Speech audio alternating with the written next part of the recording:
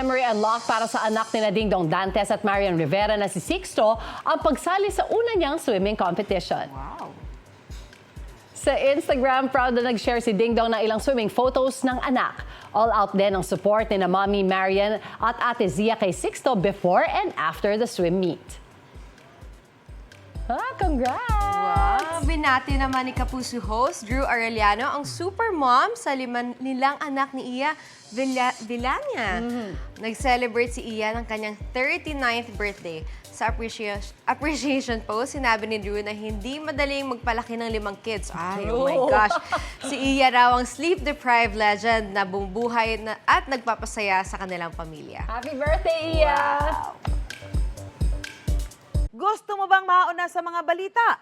Mag-subscribe na sa GMA Integrated News sa YouTube at tumutok sa Unang Balita.